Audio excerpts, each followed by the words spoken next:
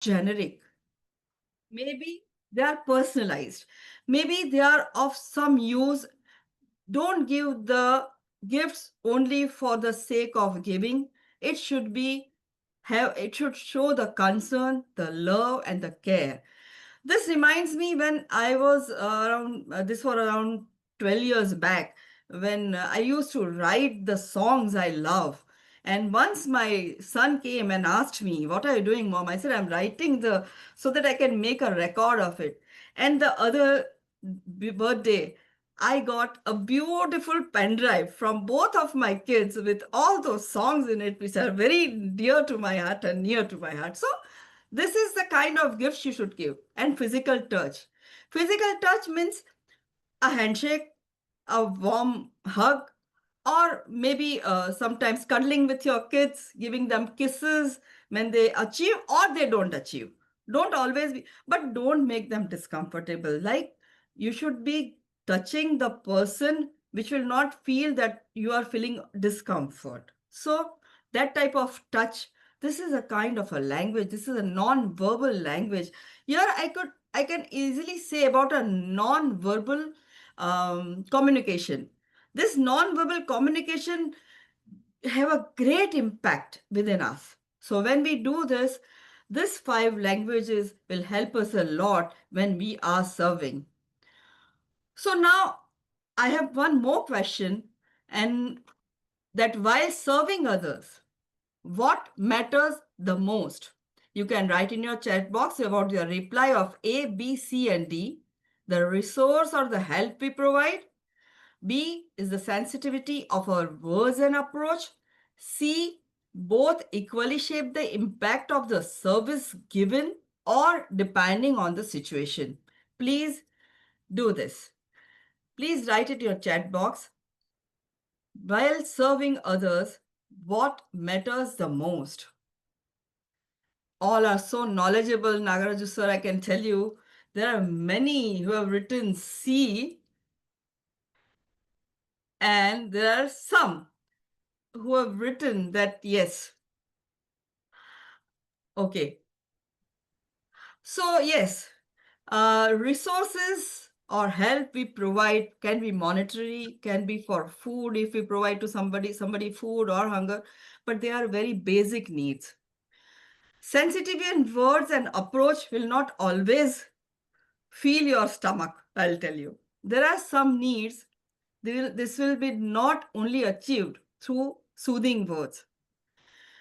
Both equally shape and have the impact of the service given. Yes, both are equally necessary, because when this kind of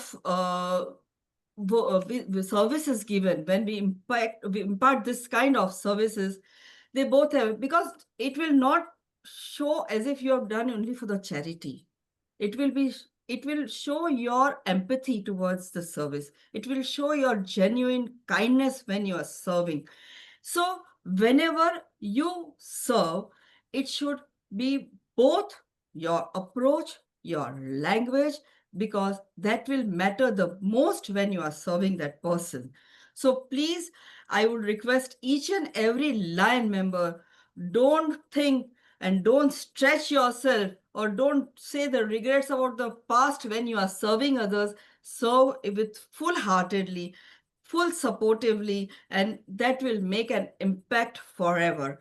Here, I would also like to say that service is a balance of a meaningful support which will ensure the dignity and the respect of others. So when you serve, it will increase your connection, and when you it will turn that impact into a memorable one forever in the minds of others. So this is the thing we should always keep in mind when we are serving. I would like to share this small video. I would like to play this video. Just a moment. Yeah, I'm playing it. There's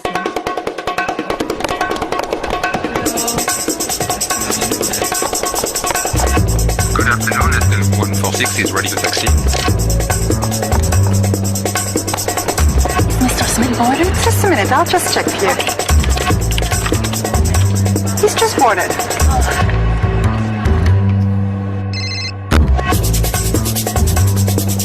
Okay, go, go, go!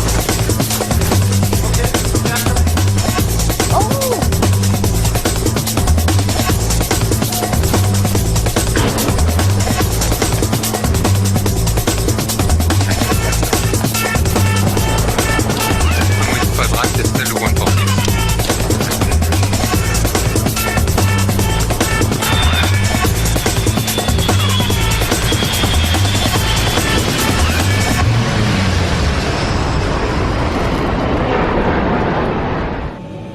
Mr. Smith, can you look outside?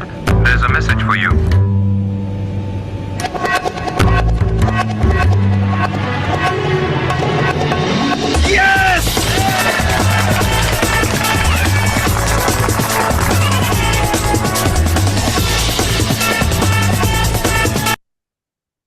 Yes. So I was just saying that, see, the approach matters. The communication, this was a non-verbal communication. When they came to know about that, now he is traveling and he'll not be able to know that his wife has delivered a baby boy, and he might be so desperate to know what would be the result. And when they did this for him, this will be in his mind forever. And there is another version. I don't want to play it right now, but this was after 24 years again, when he was back to this airlines. He was accompanying his son, and that fellow said to that person who was there at the gate while boarding, can we do it again? Because that was the day his child was having his birthday, and they again did it. And they said, Mr. Junior Smith, can you just look out through the window? And they wrote it as it was written, it is a boy. He said, happy birthday, Mr. Junior Smith. So this is the impact when we create. This is an approach when we do. So we should be utmost careful. Okay, I'm so sorry. Okay. So people don't always need the advice. Sometimes all they really need is a hand to hold and a ear to listen and a heart to understand. So this is what we should always keep in mind when we are serving with sensitivity, because service with sensitivity is a combination of compassion, respect, patience, behavior, and approach. Be compassionate, respect the feelings of others, be patient rather than going into or jumping into your advice. Your behavior matters the most. It should be very comforting, and your approach would be such that that person gains trust and will speak out his heart or her heart whenever needed. So I would say, listen before acting, avoid giving unsolicited advice, be patient, serve from heart, listen before acting, encourage positive communication and approach to the person you serve, and be flexible in your approach, because sometimes it happens some might be comfortable with you but some might feel uncomfortable. Don't always do that. So this is all from my side. I would like to say that conclusion that a thoughtful communication using the considerate language helps foster understanding, reduces the stigma around the mental wellness. Cultural sensitivity means acknowledging cultural diversity ensures inclusive and effective mental wellness and support. And empowering and recovering, supporting empowerment encourages recovery and fosters resilience in mental journeys. Service is not only solving the problems, it is going in the journey with other people when they are in their gloomy days, holding their hands. And language and approach are heart of the service. And thank you all. Today, there were many friends of mine who have joined my family, my daughter, my son, and even my daughter-in-law, and my mother-in-law has always been supportive. Thank you, all my Lion friends and family, for giving me all the support. And Jawar Bihani ji, District Governor Mona ji, Chetan Desai, and many, many, many. I can't name each one because time doesn't permit me. But thank you from the bottom of my heart for giving me this opportunity. Now it's a question answers time. Please, you can raise your question, and I'm here. I'll try to give you the answer as good answers as possible. Thank you so much. Thank you, Kshama. Thank you very much for that very concise and perfectly timed presentation with focus on the power of words, the power of language, and the power of cultural sensitivity in the context of mental health and mental well-being. So it is question time now. We have some 8 to 9 minutes. I can take some 8 to 9 questions. And please make your questions very, very, very, very brief and straight go to the question. Yeah. There is a question from Ramesh. Ramesh, do you have a question? Yeah. I'm audible, sir? Yes, please. Direct to the question. Yeah. So why it matters for this service with sensitivity? Can you tell me any practical example in your life? Yes, sir. I had been to one orphanage school where there was a mentally able child, and he was trying to fix this jigsaw puzzle. He tried several times, sir. I was just watching patiently. I thought, let me give some time and he'll be able to do that. After that, after I saw two, three times, and he was just sitting there upset. I thought, what happened, dear? May I help you out? Bhavna, please, He said, no, I'm not be stop able sharing. to do this jigsaw puzzle. So I said, okay, may I help you out in doing this? Can we do it together? And then we fixed that puzzle within no time.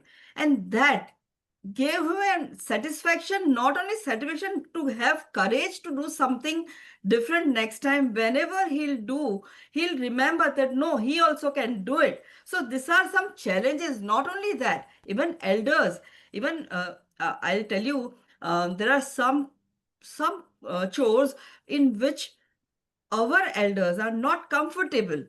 So we can help them out. We can make them learn, because learning is a continuous process, and one should not be ashamed to ask for help anytime. That is what I believe. So this was one of my, there are many other, but this is one of my experiences that I had gone through. Thank you, Ramesh, for asking me. I hope I've answered well. Thank you, I Ramesh. think PID Narendra Bhandariji is there. Sir, do you like to say something at this point? In the meanwhile, those who have questions can raise their hands. We'll invite you in order. Anyone who has a question, No, please. again, Sir. same thing. Actually, I'm really excited and very happy about all the presentations from LCIPs. Uh, they have really worked hard. They have really done their good homework, and they have related all their topics to the week that is on, that is mental health and wellness. I'm sure this will continue. Thank you for all participation from everybody.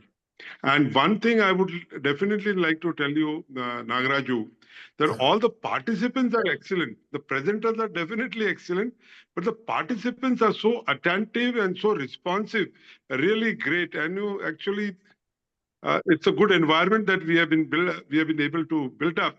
That really speaks the same thing. The mental health and well-being. All the participants, I think, are in good mental health. Thank you very much. Yes, sir. Thank you very much. So, I just endorse what PID Narendra Bhandariji said. So, I appreciate the quality and the kind of the participants who've been coming day after day. So, the next question, please.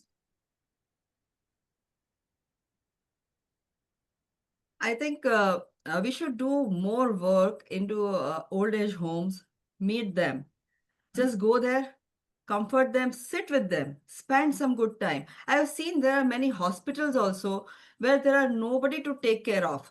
So why we are just celebrating this week? I think we should celebrate this kind of service week for years.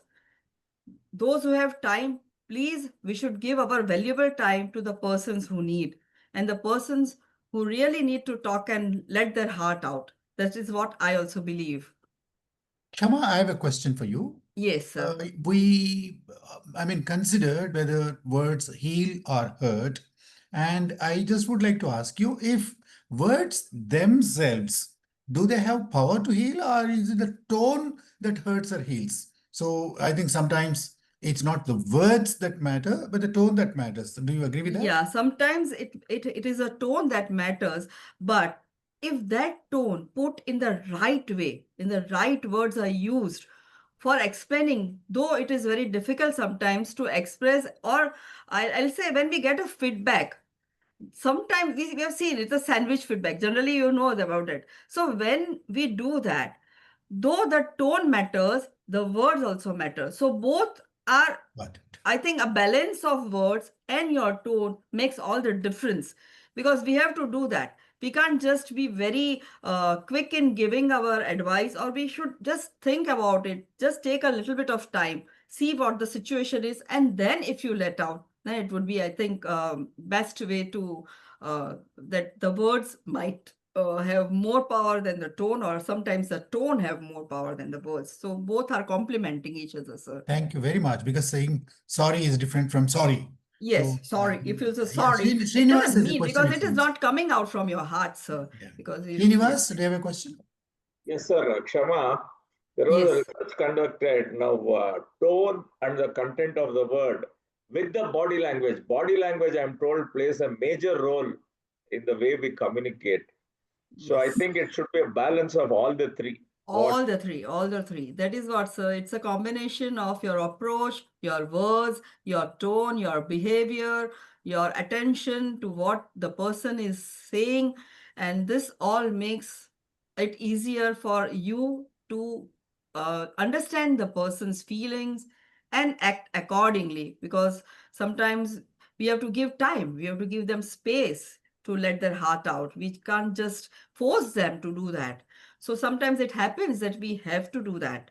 So all these three or four components are very important. And I think in communication, we know that our body language makes all the difference. Our body language should be such that it should be um, very easy for the person to believe in you, that you are going to do I'll add something. one more Yeah. aspect. Yes. I'll add one more aspect, and that is the time. Yes, time. Yes, sir. Yes, sir. Right, timely. It should be very timely, because time's once gone when we feel gratitude about something, and it is days after we feel gratitude for that day thing. It doesn't make a difference. So Contextual, timely. Sometimes you yes, take a pause before you speak. yes, a That pause also before you. makes a difference to the impact. Yes, sir. I agree. I agree with you. I agree. Totally agree with you. Kshama, I have one more question.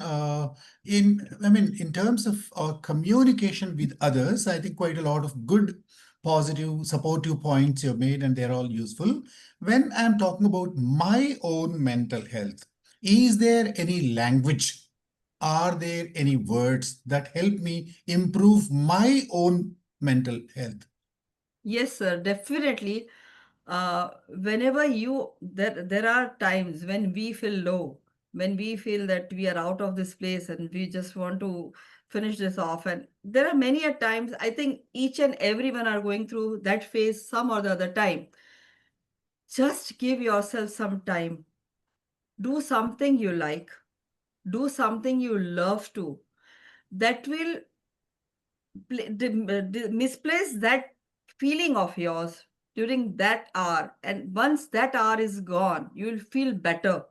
So yes, definitely there are times when you feel low, and when you feel you want to let your heart out, just call a friend. Just do something which is engaging. Do purposely what will be helping your mindset to improve your mindset, and I think that will make a lot of difference. Yes, Yeah, just to add to definitely. what you said, there is uh, some kind of language which we call positive affirmations.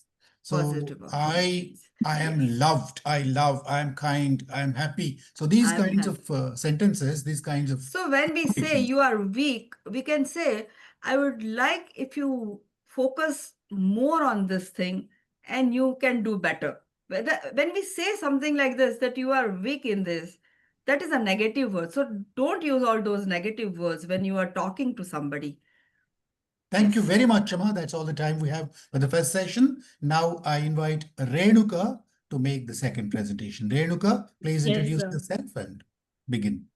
Yes. Yes, good evening, everybody. Yeah, Good yeah, go ahead. evening. Can you hear me, sir? Yes, please. Yes, good evening, everybody. My name is Renuka Kondapalli from the multiple district 320E. And so before I start my presentation, I bow my head before in front of my two gurus, LCIP gurus here. One is nagaRAJU garu and the other one is Jivanta Parara.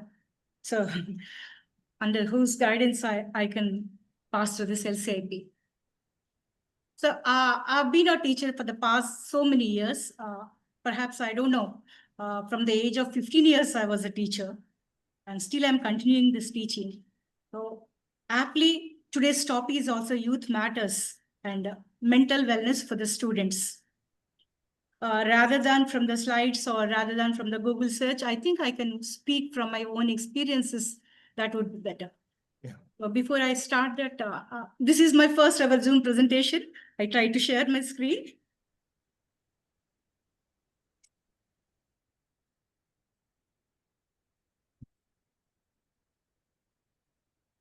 Yeah, while Renuka is Yes, sharing her yes. screen. Yeah, yes, we can see the screen. Yes.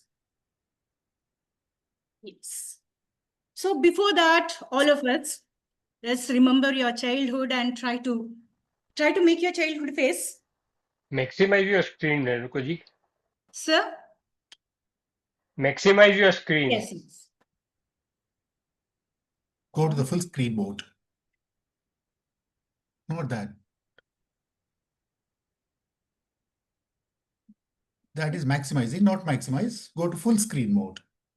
There is a, don't worry, otherwise it's okay. Yeah, or F5. F5 will do. Oh, now I'm missing my. In the bottom line, you see the three buttons. Best thing is exit Renuka and share again. I think you're not very familiar with that. Don't worry. Stop sharing. Yes. Where you are increasing the percentage. Hey, let's not give too many instructions. Let her be comfortable. Yes, I stopped my sharing and now. Share again. Enough. Whatever way you can do. And then what time?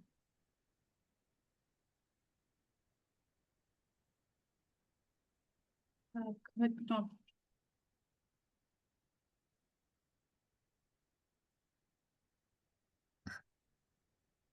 The Good. screen got maximized more than.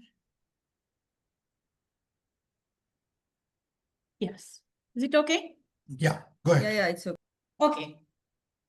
So once I think, remember your childhood and I want to see a smiling faces, all of you. And what do you think when you think of the youth? What do you think? Children, what do you think? Generally, we presume that children are always happy. They don't have any problems. They're the happiest people on the face. And this is what we think now. So better I'll go back to my childhood days. But that's not the truth. Why mental health? Before that, we will see why mental health for youth matters. You know, out of the population, out of every six, one person is aged between 7 and 19 years.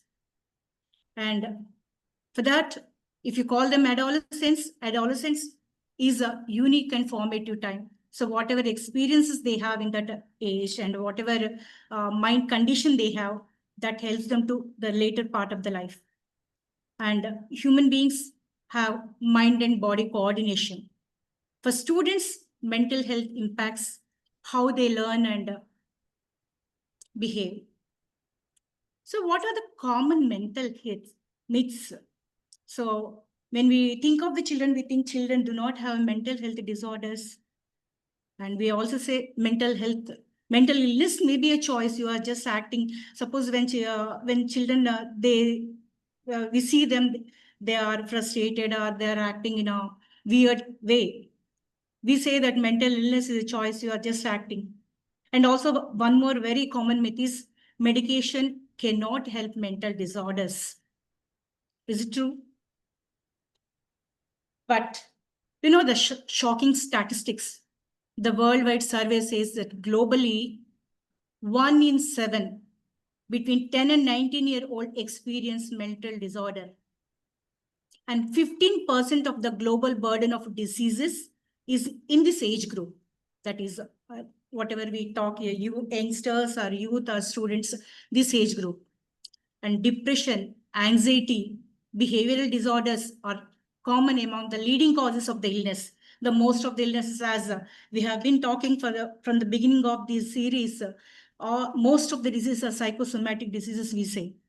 All this mental illness is cause of the disorders. And suicide rate is the third leading cause of the death among the 15 and 29 years old.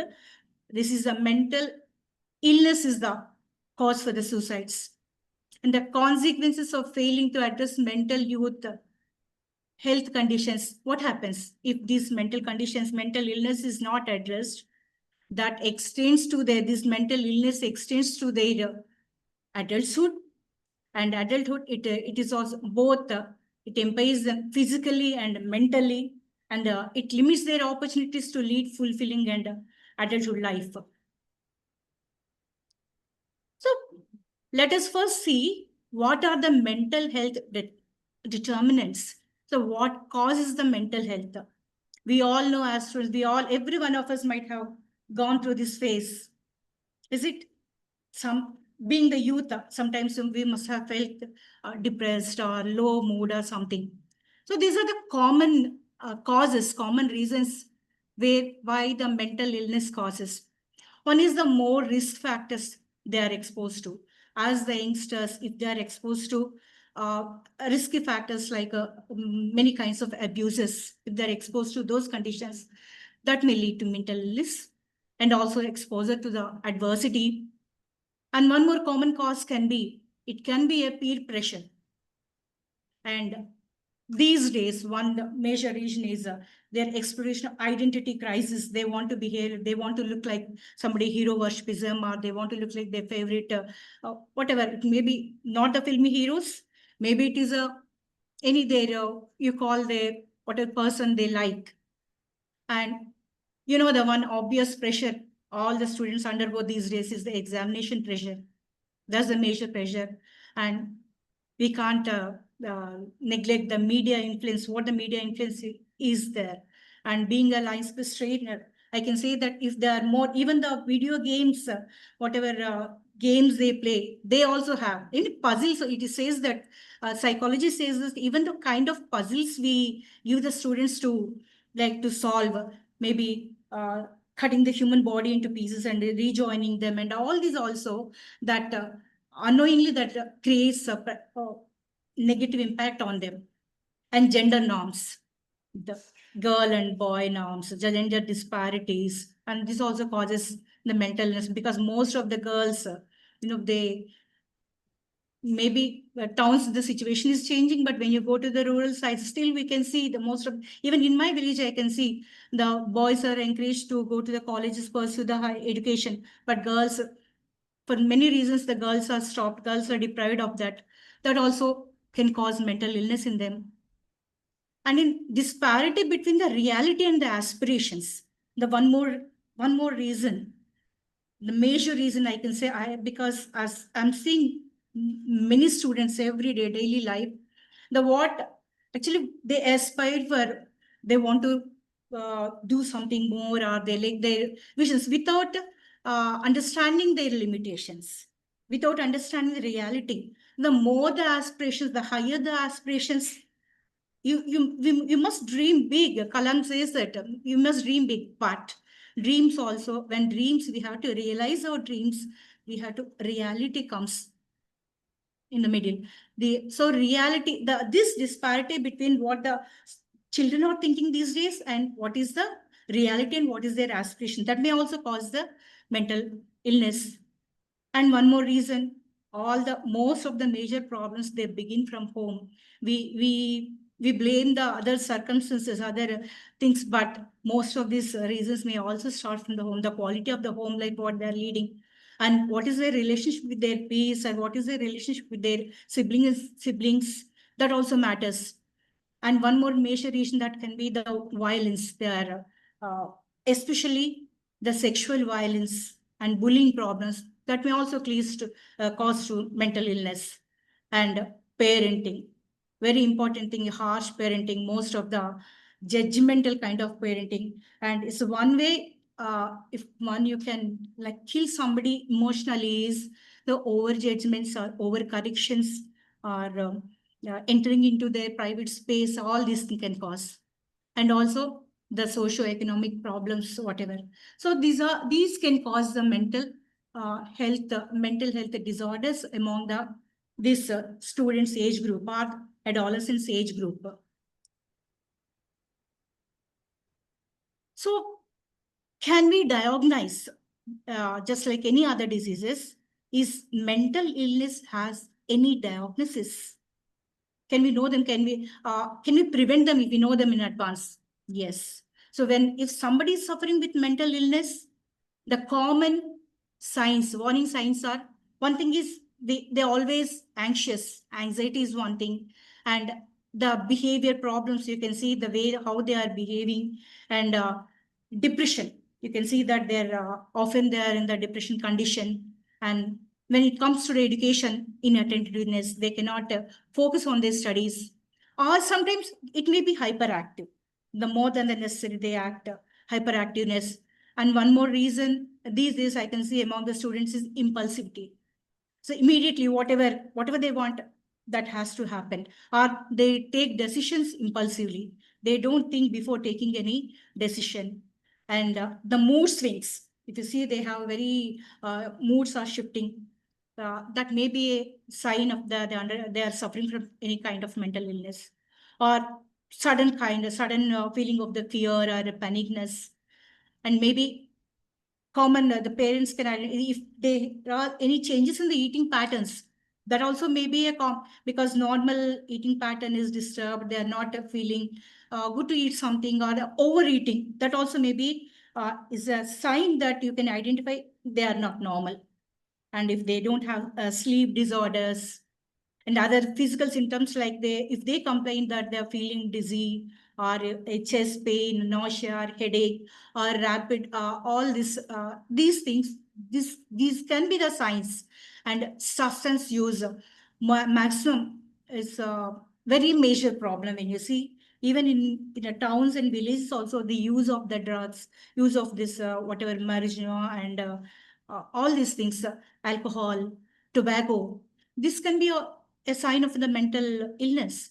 And self-harm, suicide, if they have any suicidal syndromes or these self-harm symptoms, and we see that they cut their hands and something, these kind of things. They threaten that they, as if we are see when we go to the school, every school, the complaint is that they say that if we ask them for stop using the mobiles, or at home they say that it is the parents that we commit suicide if you don't give us a mobile phone or like this. So these are all the signs that we can understand that they are not normal. They have certain mental illness there. And what we can do, is there any prevention or is there any cure? Yes, both are possible. We can prevent this mental illness before these whatever problems arise. And suppose if there is any problem with any child, we can also cure. One thing is the strengthen the individual. And normally in the life skills class, we say, these days students, we say that they have ample opportunities. They have everything is available, and they have a lot of exposure to media and Google, everything they can get. But the fact is that they are not normal. They are under a lot of pressure than before, few years before. Lot of whatever the illusions, lot of like their lot of factors that they get attracted. So, and all these things, but how they can sustain themselves, how they can be healthy, how they can be strong, is it says that research says that says that there is only one thing: if they are mentally strong, if they believe in themselves, if they are resilient, these factors can save them any kind of these problems, mental issues. So, and for that matter, our Lions Quest is the best program that promotes mental health among the students. And one thing, because as my second point says that if they are able to regulate their emotions, build resilience, and other risk-taking factors, instead of risk-taking factors, if they can shift their mind to other things, it can prevent them. And early detection, education, awareness programs definitely help to prevent this. And also science says that balanced meal, if they take good meal, that also uh, uh, can save them from many diseases. And good rest, regular exercise. And if they have any hobby, after school hobbies, and if they're free time, instead just they are gluing to the mobiles or screens, if they develop any other hobbies, that can also save them from the free time. So they don't have to think that, oh, what we have to do now, we are free. A small example I can quote that last month I visited Vietnam and we stayed with the home. But the students, they have continuous holidays of 3 months. That family has children of around 12 years and 13 years old children. And morning, as soon as they get up, they are not watching the mobile or they're not watching the screen. They're just person, they're cutting something with the saw and they're making some like small instruments they have, they're making the engine to run and everything. Almost half a day they are busy with that. And after that, they had their lunch and all. So if we allow them to pursue some hobbies or something, so that we can at least prevent these kind of whatever media influences or all these influences we can. And hobbies are the best thing that can save even the elderly people or adults and adolescents from this mental illness. And positive thinking, definitely the promoting positive thinking and sharing the feelings with trusted people, because isolation, the psychological isolation is one reason that we feel sick. And definitely help seeking, when you feel that you're not normal, it's okay to share with somebody whom you trust, and that also can help. Yes, in this, are there any other suggestions? I think I have completed this. We can discuss something on this prevention and cure methods. And this, as Lions, trust me, the implementation of the Lions Quiz program, Srinivasan said that as governor, they might have conducted many Lions Quiz programs, but implementation, when we take this Lions Quiz program to the student level, definitely that curriculum can help. Life skill program, where like on life skill program, we focus on 5 elements, that is self-awareness. Students will come to know, so what are their strengths, what are their weaknesses, and what are their limitations, and how they control their whatever these impulses, emotional management and self-management program. They also know the relationship, how to form the healthy relationships, what is relation, and if there are any issues in the relations, how to control them, how to communicate even your anger or something, something towards a person who caused you the disturbance, communication and all thing, and whatever you call the best thing we call that service learning, through the service, how they enhance their leadership skills and the decision-making skills. All this is a comprehensive course the Lions Quiz promotes. This is one thing as Lions we can do already, and this is a course which is UNO has recognized out of 40 life skills, the best life skill program. Out of 40 life skills, this program addresses 36 life skills. Not just conducting a TTW, but if the program is taken to the level of the students' implementation level, so this whatever today's my topic, mental wellness for the students, that is one-stop answer for that. Everything, whatever we say that whatever problem we think of a child, you find a recipe there. Thank you, Renuka. Yes. Thank you very much for talking to us about the prevention, cure, as well as the warning signs, and also for all the wonderful points that you made. There is a question from Ramesh Grandi. Do you Yes. like to, Ramesh Grandi, you can unmute yourself. Yes. Yes. Uh,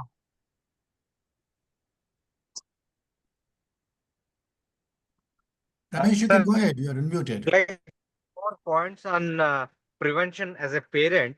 See, once problem started, it's a cure or something else, we can do it. But I got few points from the madam regarding prevention, like good health, good eating habits, and good sleep. Apart from as a parent, can you throw some more light how we can prevent such situations in the students from the childhood? Yes, that's a very apt question. And most of the problems, they stem from the home. We blame the other things, other agents like social media, something, the other circumstances, peer pressures and all say. But most of the problems, even as a mother of two children, I can say that most of the mental, whatever the frustrations, and it start from the home. As a parent, you have to role model, because psychologically everybody, they don't, and stop judging, over judging, what you say, over judging and over corrections. Because over concern, out of concern, as a parent we try to correct them in everything. Give them some space, let them learn from the mistakes. So some mistakes are okay, but as a parent, over out of over anxiety and all, we try to everything, we try to right from even the from eating to selection of the course, how they do. So as a parent or a leader, our duty is only to say what to do, but not how to do. How to do is their problem. Let them deal with, let them learn. Definitely we watch them. It's not that completely we leave them on their own, but don't say that helicopter parenting. There is a movie, Helicopter Mother. A helicopter parenting is always that. That's the problem, that they cannot grow on their own. They don't believe in them. They don't believe in their capacity, their ability. As a parent, we must give them a chance. And over parenting, anxiety, and one more syndrome these days, the parents is whatever they missed in their childhood or whatever they can. So everything that we are trying to provide them. So also that impulsiveness control, uh, waiting, because small things we can give them, but when they grow up, if they're not able to get out those things again, that leads to frustration. So Thank you, what is, Renuka. yes. I'm sorry. There are two people who have raised their hands, an iPhone and an A. I cannot invite you to ask your questions unless you either give your name or you switch on your video. Sorry. Ramesh, do you have a question? Yes, sir. So, how do we overcome this peer pressure? The peer pressure is one of the biggest emotional challenge coming to the students. You have been working as a teacher and you have as a Yes. parent. How we can already we are labeling and we are already guiding that one. The marks comparison, career comparison. So, how do we overcome? Can you give a brief idea? So again, the confidence, their strength, and yes, they believe in themselves is okay, we can do, and their ability to take decisions. So they should identify what is who's the correct friend, who is whom to like, who is correct, who is right, who is wrong, and how to like sustain this peer pressure. Once they are confident, once uh, they trust themselves, even outside pressure cannot affect more. And as you said, the comparisons and all. The comparisons also, again, we adults, we start comparing. The schools, we compare with the other children. As teachers, we do that comparison. As the parents, we compare. What's wrong if they work on their own? Actually, I added a video on his best. My system is not supporting. That says that everybody is not alike. Suppose when you go to a shop, somebody asks for a small shirt, somebody asks for XL, somebody will ask for whatever extra large or 3XL. But if the shop gives you only one color and on one size of shirt, you're not happy. You don't get whatever you want. That's the same way all the children are different. Every mind is different. Every emotion is different. So let them grow strong. As a parent, positivity, you talk positively and don't think of all the war stories, negativity and all, because show them what is good in the world. negativity is always there, bad is always there, but promote good thing and positivity promotion. So when you have conversations at home, promote, and when you have support their whatever qualities they have. The next question is from this gentleman, I4. I'm sorry, I don't know your name. Please give your name and ask your question. I am Subramanyam from Narsapur, 316G. Okay. Sir, my question is, inappropriate language used by the elders. When they exposed to children are exposed to such kind of language, is also maybe affecting their mental health. She may enlighten on this point, sir. Yes, sir, that's a definite. As an adult, what I say as a parent, if you are a parent, you're born the day you got your child into the world. You brought. So according to the child's mentality, we can't, because when you're talking to a 6-year-old, you have to use the same language, and they pick from the pick language. Suppose when you see a child speaking, you can estimate how the parents are or how their surroundings are. So as adults, we have to be very, very careful, and adults are our responsibility to is create that nurturing environment. We have to create that environment, whatever it is, your language, your behavior, your dealing with the others and everything. That matters a lot. Archana Nadilla, do you have a question? We should be role models. Archana, please go ahead with your question.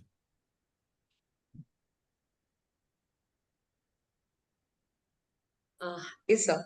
Thank you so much, ma'am. I was listening to your entire presentation. It was wonderfully given.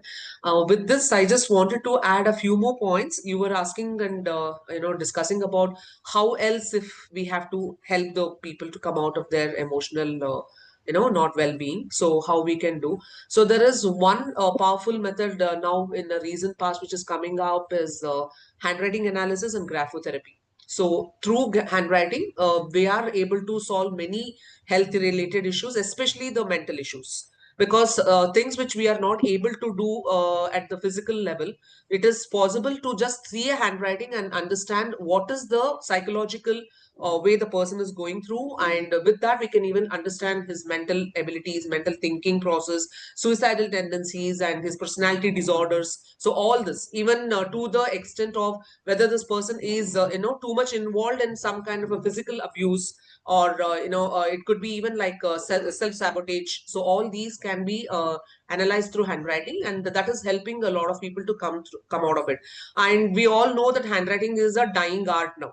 Not much people are using handwriting, and not just handwriting, many things which we used to do using hands is actually getting redundant because of the AI and other stuff. So this is one platform where we can actually help people not only diagnose their health issues, especially the mental health, and also come out of that. So that is one part where I just wanted to give Thank you, Archana. Thank you for that additional Yeah, input that you've yes. given. Nanda I Kumar, do you have a vouch for question? Archana's statement. It's my personal experience. When I comes to a stand, it's not in good mood, my handwriting reflects my mood there. When I try to improve my handwriting, automatically my mood also improves. Nanda Kumar, do you have a question? Quickly. We have very little time left. No, I think he has just risen his hand. He does not have a question. So we close here. This is 8:59 now. I just would like to remind all of you that we are meeting here again at 8 o'clock, the same time, same link, and the same place. I request every one of you to come and also bring other people along with you. Tomorrow, we have two presentations, one by Dr. Suchitra Sudhir on community screening camps, and the second presentation is going to be on perhaps a very interesting topic, music, art, and movement in the context of mental wellness, and that's going to be presented by Ashok Mistry. So please come back tomorrow. Please bring your friends, and please be here at 8 o'clock, at 7:55. Come a little early. Those who come a little early, by about 7:30, 7:45, can also watch a few videos about mental wellness. So typically, I start the meeting at about 7:45, 7:40, and then I play a few videos. And if you join early, you can watch the videos. Thank you and good night. Thank you very much for bearing my